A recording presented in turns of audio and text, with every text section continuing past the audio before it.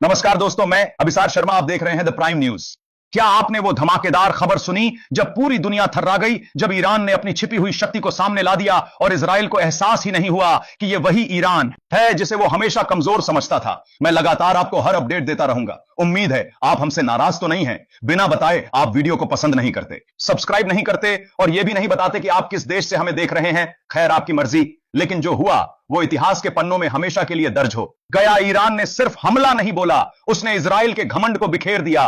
रात के सन्नाटे में आसमान आग की लपटों से जगमगा उठा, सायरन की चीखें गूंजने लगी। लोग घबराहट में बंकरों की ओर दौड़े, बच्चे मानों की गोद में सिसकने लगे और नेतन्याहू जैसे नेता सोचते रह गए कि यह सब इतनी तेजी से कैसे हो गया। दोस्तों, यह कोई साधारण झड़प नहीं थी, यह वो ऐतिहासिक क्षण था जब पूरी दुनिया ने देख लिया कि असली दम किसके पास है। अब दुनिया की निगाहें सिर्फ एक नाम पर टिकी हैं, ईरान पर। और इजराइल के हाथ पांव फूल गए हैं क्योंकि जो गलती उन्होंने की उसका हिसाब अब पूरा ईरान ले रहा है। अब जरा कल्पना कीजिए वो पल जब हर न्यूज चैनल, हर सोशल मीडिया प्लेटफॉर्म पर सिर्फ एक ही नाम गूंज रहा हो, ईरान ईरान ईरान। हर तरफ यही आवाज लोग चिल्ला रहे हैं कि यह तो तीसरी विश्व युद्ध का आगाज है, असली मुकाबला तो अभी बाकी है। अगर आप सोच रहे हैं कि यह बस एक रात की घटना है तो रुक जाइए, यह तो शुरुआत मात्र है, क्योंकि ईरान ने इस बार पूरी रणनीति के साथ मैदान संभाल लिया है।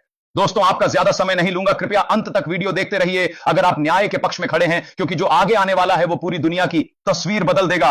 ईरान ने इजराइल के हर उस अड्डे को निशाना बनाया जहां से कभी ईरान पर नजर रखी जाती थी। अब वो सब मलबे के ढेर में तब्दील हो चुके हैं। नेतन्याहू के वो जोशीले भाषण अब थम चुके हैं, क्योंकि इजराइल के पास अब कोई ठोस जवाब बाकी नहीं रहा। दुनिया देख रही है कि कैसे एक ऐसा देश जिसने कभी सिर झुकाना नहीं सीखा अब घुटनों के बल खड़ा है, और ईरान का जवाब इतना सटीक और तीखा है कि अमेरिका तक की बोलती बंद हो गई। यहां आता है पहला हुक जब ईरान की मिसाइलें रात के आसमान में चमक उठी और पूरी वैश्विक मीडिया लाइव फुटेज दिखा रही थी। उस वक्त इजराइल की जनता सायरन की भयानक आवाज में डूब रही थी, लेकिन आसमान से बरसती वो आग की गोलियां किसी की पहुंच में नहीं रुकी। यह सिर्फ हथियारों का खेल नहीं था दोस्तों, यह सालों से गाजा की धरती पर बहते खून का बदला था। ईरान ने साफ चेतावनी दी थी, अगर एक बूंद भी निर्दोष खून बहा तो जवाब इतना जबरदस्त होगा कि आने वाली पीढ़ियां याद रखेंगी। और वही हुआ। अब देखिए कैसे हर हेडलाइन में ईरान का बोलबाला है, हर राष्ट्र अपनी स्थिति तय करने में जुटा है। रूस ने खुलकर कहा कि यह इजराइल का अत्याचार है, चीन ने ईरान का साथ दिया, सऊदी अरब ने तटस्थ रुख अपनाया,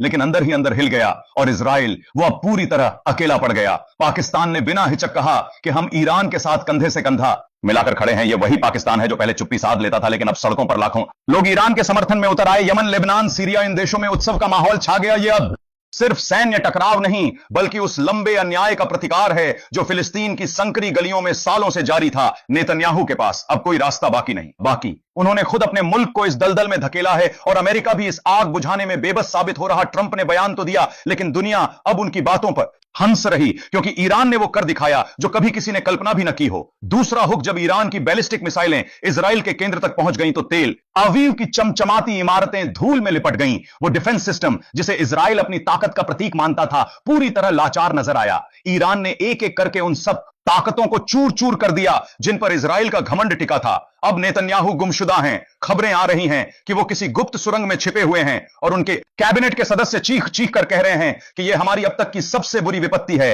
ईरान के सर्वोच्च नेता अयातुल्लाह अली खामेनेई ने बयान दिया, यह तो बस शुरुआती झलक है, असली कहानी अभी बाकी है। और अगर किसी ने ईरान के रास्ते में आने की हिम्मत दिखाई तो उसे भी वही हाल भुगतना पड़ेगा जो इजराइल भुगत रहा। तीसरा हुक, सोचिए, अगर आज दुनिया में सबसे ज्यादा खौफ किसी नाम से फैल रहा हो तो वो नाम है ईरान, क्योंकि अब ईरान ने साबित कर दिया कि उसके पास वो अजेय शक्ति है जो किसी भी महाशक्ति को धराशायी कर सकती है। अमेरिका ने धमकी तो दी, लेकिन ईरान ने सीधा जवाब ठोका, हम किसी की धमकी से नहीं कांपते। अगर हमारे लोगों पर आंख उठाई गई तो उसी पल हिसाब चुकता होगा। और ऐसा ही हुआ। ईरान ने हर हमले को साधारण नहीं बल्कि एक सबक की तरह अंजाम दिया। इजराइल के वो सारे गुप्त अड्डे जहां से रणनीतियां बनाई जाती थीं अब राख के ढेर हैं। रात के काले पर्दे में सिर्फ आग की चमक दिख रही थी और वहां की आबादी यह सोच रही, क्या यह वही इजराइल है जो दुनिया को कंघी देता था, या यह कोई भयानक सपना। चौथा हुक, अब बड़ा सवाल यह है, क्या यह तीसरी विश्व युद्ध की दहलीज पर खड़े होने का संकेत है, क्योंकि हालात वैसा ही बन रहे हैं जैसे 1939 में बने थे। एक राष्ट्र की जिद ने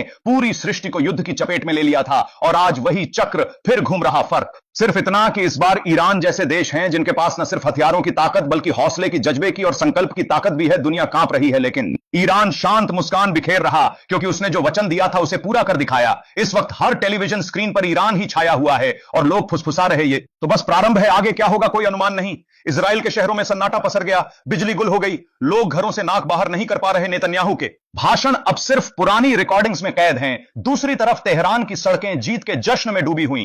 पांचवां हुक इस पल चीन ने स्पष्ट कहा, हम ईरान के साथ खड़े हैं। रूस ने भी समर्थन का ऐलान किया और कहा कि यह हमला नहीं बल्कि आत्मरक्षा है। इजराइल ने जो सीरिया और गाजा में नरसंहार किए उसके लिए यह न्यायोचित है। अब कल्पना कीजिए, जब इतनी विशाल शक्तियां एकजुट हो जाएं तो इजराइल कितना भी मजबूत क्यों ना हो, टिक पाना मुश्किल। इधर अमेरिका की अर्थव्यवस्था लड़खड़ा रही, डॉलर की कीमतें गिर रही हैं, तेल के दाम आसमान छू रहे और वैश्विक बाजार हिल गए। उधर ईरान के नागरिकों के चेहरों पर सिर्फ संतुष्टि की चमक, उन्होंने अपना बदला ले लिया। छठा हुक, सबसे बड़ा प्रश्न यही है, आगे क्या अब कोई रुकावट नहीं बची। ईरान ने घोषणा कर दी, जब तक गाजा की मिट्टी पर आखिरी निर्दोष की सांस चलेगी तब तक यह संघर्ष थमेगा नहीं। सातवां हुक, यही वो मोड़ है जहां दर्शक वीडियो से नजरें नहीं हटा पाते, क्योंकि आगे जो तूफान आने वाला है वो सब कुछ उलट पुलट देगा। नेतन्याहू ने जो आग लगाई वो अब पूरे मध्य पूर्व में फैल चुकी। तेल के कुएं धधक रहे, आकाश रक्तरंगी हो गया और धरती थरथरा रही। इजराइल के पास न मित्र बचे न विश्वास, बस डर बाकी, और डर तो हमेशा अपराधी को ही सताता है। अब समय आ गया है दुनिया को यह समझने का कि अब कोई एक छत्र सत्ता नहीं, अब सिर्फ एक नाम है जो हर दिल में गूंज रहा। ईरान, अमेरिका धीरे धीरे मौन व्रत धारण कर रहा। वो जो हमेशा बकबक करता था अब चुप है, क्योंकि ईरान ने साबित कर दिया कि उसकी धमकियां पुरानी पड़ चुकी। जब कोई शक्ति जर्जर हो जाती तो उसकी गूंज भी मध्यम पड़ जाती। इसी कारण अमेरिका के सहयोगी भी बंट गए। कोई ईरान की सराहना कर रहा, कोई भय से चुप। यह खामोशी ही सबसे बड़ा प्रमाण है कि इस बार विजेता कौन है। दोस्तों, अगर आप अभी वीडियो देख रहे हैं तो यहीं थमिए मत, आगे जो धमाल मचेगा वो और भी रोमांचक होगा, क्योंकि यह युद्ध अब सीमाओं का नहीं विचारों का है। यह सिद्ध करने की लड़ाई है कि सत्य कौन है, असत्य कौन। ईरान ने जो किया उसने वैश्विक राजनीति के पाए उखाड़ दिए। यूरोप की सड़कों पर विरोध प्रदर्शन हो रहे, अमेरिका के शहरों में लोग उतर आए, चिल्ला रहे अब निर्दोषों का खून का बहना बंद। यही कारण है कि हर मीडिया प्लेटफॉर्म पर एक ही ट्रेंड, ईरान के साथ खड़े हो जाओ। ईरान ने अपने लोगों से वादा किया था कि वो कभी पीछे नहीं हटेगा और आज वो वादा पन्नों पर उतर आया। अब कोई बाधा नहीं, यह मुकाबला तब तक चलेगा जब तक गाजा में न्याय का परचम न लहराए। बड़े विश्लेषक कह रहे, अगर कोई अब ईरान को चुनौती देगा तो उसे भुगतना पड़ेगा। ईरान की यह चालाकी देखकर सब मान रहे, यह कोई साधारण प्रतिक्रिया नहीं बल्कि पूरी सृष्टि के लिए एक चेतावनी है। हर राजधानी में बहस छिड़ी। यह सब कैसे संभव हुआ? जवाब साफ, ईरान तैयार था, वो चुप था, लेकिन कभी कमजोर नहीं। दोस्तों, यह कहानी अभी खत्म नहीं हुई, अंत तक बने रहिए, क्योंकि अगला अध्याय और भी चौंकाने वाला होगा। अगर वीडियो अच्छी लगी तो पसंद करें, साझा करें और सब्सक्राइब जरूर करें। मिलते हैं अगली अपडेट में। धन्यवाद।